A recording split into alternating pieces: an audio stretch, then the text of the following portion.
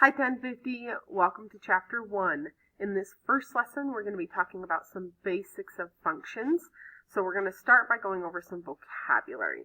Now, some of this you have probably heard for a long time. For example, domain, that is our x values, and range, that is our y values, that sort of a thing. Now this other one, relation, that is just a set of ordered pairs.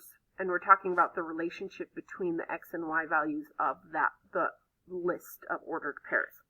So if I look right here at example 1, I have this list of ordered pairs right here, and it's asking me what is the domain of this list and what is the range of this list. Well, not too bad. We're going to do these curly brackets, and then the domain, we're just going to list all the x values. We got 1, 2, 3, 4, 5. That is our domain. 1, 2, 3, 4, 5. Then we can come over here and do our range. Once again, I do these curly brackets, and I have 2, 4, 6, 8, 10. So my range, 2, 4, 6, 8, 10. And there we go. Just a couple other words. So the input is another way of saying the x value, and the independent variable is another way of saying x value. The output and the dependent variable are both other words for the y value or the range. So now we're going to look like this, a function. You've probably seen this word a lot around the term the vertical line test, which we'll get to in just a minute. A function basically means that for every x value, there is only one y value. So if we look right here at this first example, I'm going to focus right now on these x values. And right away I notice, right here I have the same x value. And that same x value is going to different y values. If you were to think of graphing these 2 points, I have 1, 3 right there and 1, 4 right there. So if you've heard of that vertical line test, you would see that does not pass the vertical line test. If you're not sure what that is, don't worry, we'll talk about it in just a second. So because I have the same x value going to different y values, we say no, this is not a function. So now we do that, we can also look at example 1 right up here. We know we have all different x values. So because all the x values are different, we can say right away that yes, it is a function because all the x values are different. The only thing we need to worry about is when the x values are the same and they go to different y values. So let's check that out here. Start with our x values right there. Hey, look at that. I have different x values, so right away I can say yes, this is a function. We are A-OK.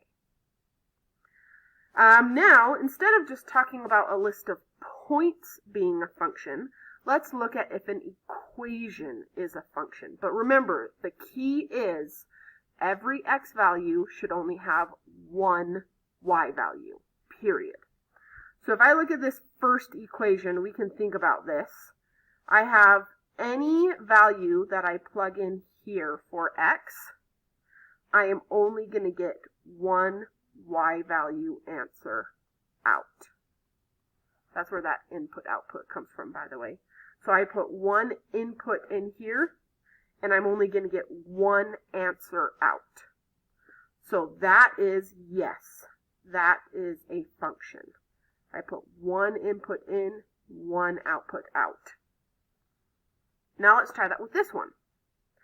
If I look here, I have a problem.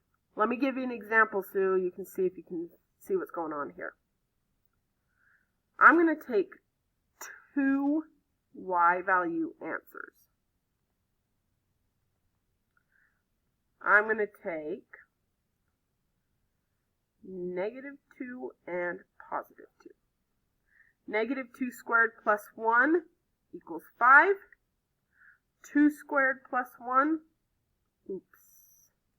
also equals 5. So you can see right here, I have the same x value going to different y values. We know right away, no, that is not a function. Now, C is probably the hardest one because we have x's and y's on the same side. So the first thing we would probably want to do is try to solve for x or for y so we can compare from there. We're pretty used to solving for y, so let's just do that. Get rid of the x squared, cube root. So I get y is the cube root of 1 minus x squared. And ta-da! There we go. So we have an equation in terms of x. Now we need to figure out, does every x value only have one y value?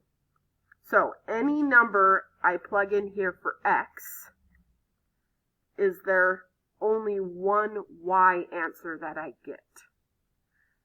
And yeah, I could plug in any number I want right here. I could plug in, I don't know, 1/2, or 2, or 13.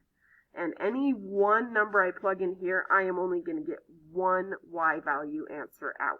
So yes, this is a function. Okay, the last thing we want to talk about on this video is, I've hinted at it a couple times, the vertical line test. Vertical line test is just a visual way of saying 1x to 1y. So let me give you an example on this circle. Let's do a vertical line at, right here, x equals 2. So I have this vertical line at x equals 2. And you'll notice I have two different y values for this one x value. I have a y value of 3 and a y value of 1. So, because I have one x value that's going to two y values, then I can say, no, this is not a function. So that is the vertical line test. If you can draw a vertical line anywhere on the graph and it crosses twice, then it fails the vertical line test. No, it is not a function. So let's try that with this one. I come over here. Anywhere I draw vertical lines, it is only going through the graph once. So yes, that is a function. So that is all for this video. In the next video, we're going to talk about domain a little bit more and how to find that through a graph and by hand.